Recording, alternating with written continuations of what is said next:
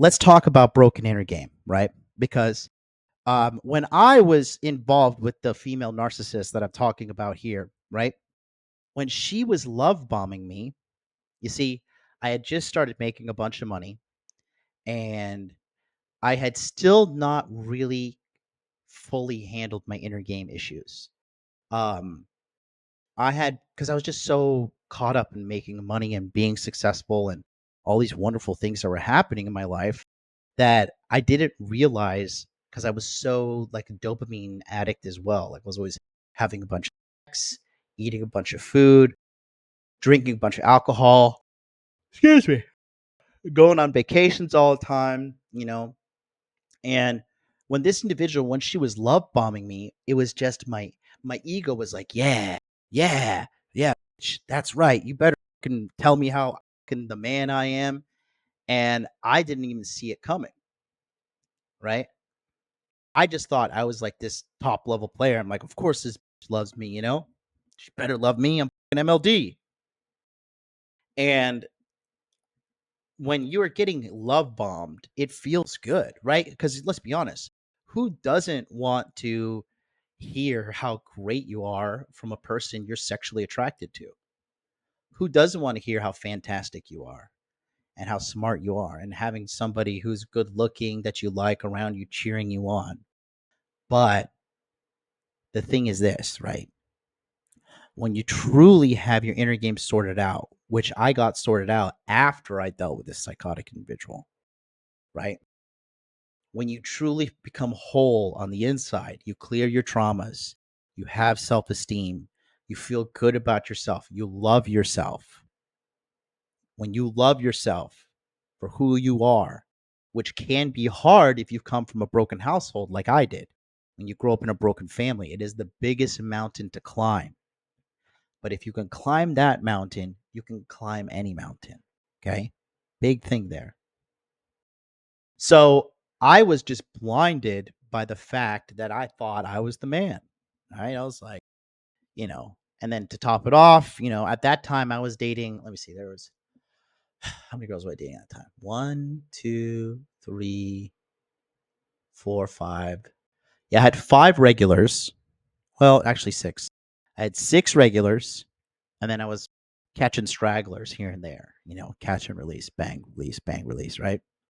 So there was just so much going on, right? And that right there was really a negative point for me. Do you want to know why? Because I did not feel whole on the inside. And, okay. No, not her, Adam. That girl is a nightmare. No, I don't like that girl. Did not like that girl at all. No, no, no. She was just there because we were drinking and having a good time. Um, so you see, I didn't have the self validation that you should be receiving on a daily basis when you're a whole person from the inside, you know. So I was constantly getting it from women. And so the thing is this, when you're constantly getting it from women or these outside sources, other people use drugs, other people use gambling, whatever. It's all basically dopamine to bottle it down to one thing. Dopamine and oxytocin when you're having sex with a woman you love, right? You're constantly getting all this validation, but then what happens is you become dependent on it, right? So I got love bomb. I took it hook, line, and sinker, right? I was just completely manipulated, completely blindsided. And I was getting love bombed and love bombed and love bombed, right? So what ended up happening was when the devaluation and discard happened, it was so quick and sudden. And it was done in such an evil way. Okay.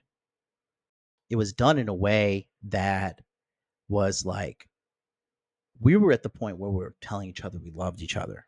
And now that I look back on it, that this person is incapable of love, broken on the inside, right? They don't know how to love because love endures. They stick with you, they work through things together, right? But when you're with a female narcissist, you know, they can kind of sniff out too your psychological weaknesses because their predatory nature doesn't work on healthy men. Okay. And so when the devaluation started to happen, I noticed I was like, oh, like she's pulling back. What's happening? And what do most guys do? They chase, right? I pulled back for a little bit and then I chased for a little bit, right? And then when the discard happened, it was just her text messaging me and saying like, okay, blah blah blah blah blah. I don't like this. It's my fault. I got a blah blah blah. Some bullshit lie manipulation message, right? And then what ended up happening was after that, just a block, just block. Sorry, I get in this relationship block, which is that's the number one sign of a toxic person, right? Because if you're going to be in a relationship with somebody and friendship, whatever, okay, and it has to come to an end, at least you're going to be able to meet and have a communication with the person and talk and be like, okay, here's why it's ending. I need to do this. And definitely done face to face, at least over a phone call. But if you have any decency as an individual, you'll do it face to face, right? And so um, that was just like a rug pull on me, like a little rug pull. And then you have like a crash. You have like an emotional crash because you're just like, whoa, I'm completely in love and zero, right? And a lot of people talk about this when they have a discard. This is also similar with the borderline personality disorder, right? BPD. Because NPD and BPD usually go hand in hand, more so if her mother has narcissistic personality disorder.